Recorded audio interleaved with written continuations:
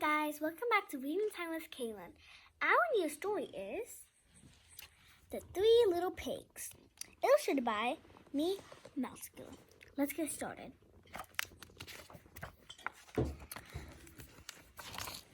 Once upon a time, there were three little pigs who lived in a cozy cottage on the hill. They loved to eat all the delicious food their mother made them every day.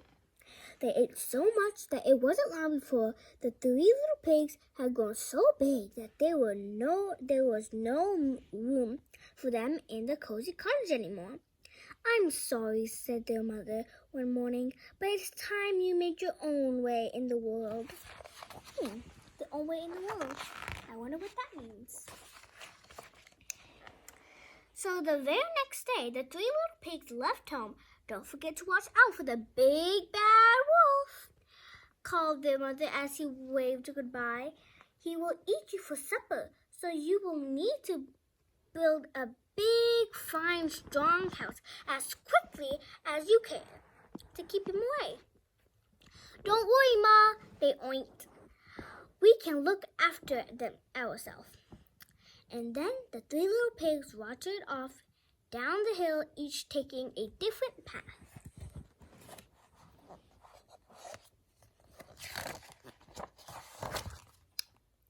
It wasn't long before the first little pig met a farmer pulling a cart filled with straw. "Please, may I buy some straw to build a house?" asked the little pig. "Of course," replied the farmer, "but a straw house won't be very strong." But the little pig didn't listen, so he was busy stacking the bundles of straw for his new house. In no time at all, the house of straw was finished. The little pigs went inside for a nap. He had just shut his eyes when there was a knock at the door. Do you know what that is, guys?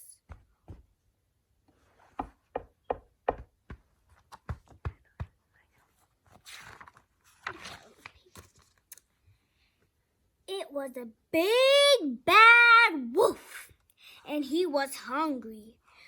Little pig, let me in," growled the wolf. "No," cried the little pig, "not by the hair on my chinny chin chin." "Then I'll huff, and I'll puff, and I'll blow your house down," laughed the wolf. And that's just what he did. Huff, puff, whoosh.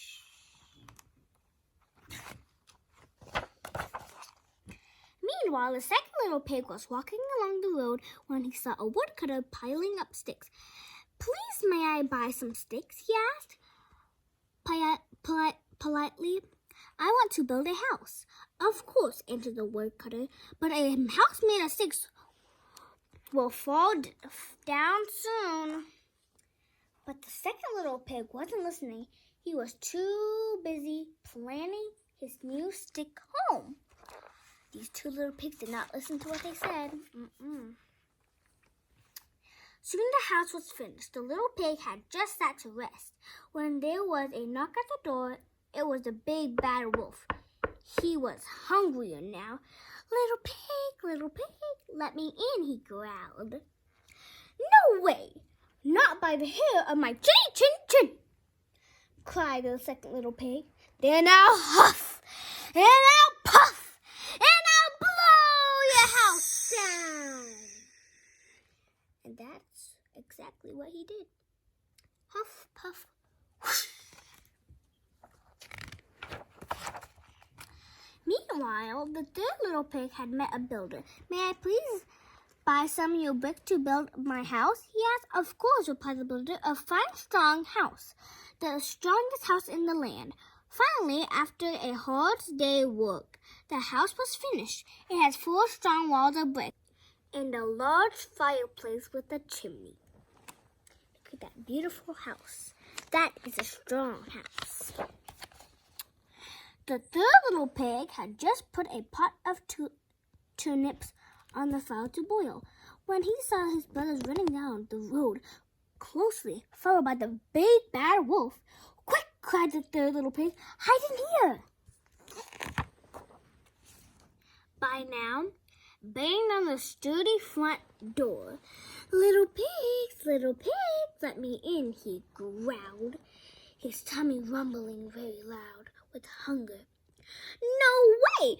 Not by the hairs on the chin, cried the 3 little pigs. "Then I'll huff, and I'll puff, and I'll blow the wind down," laughed the wolf. So he huffed, and he puffed, and he puffed, and he huffed. But the brick house stood firm. The wolf was free as he climbed up onto the roof, and shouted down the chimney.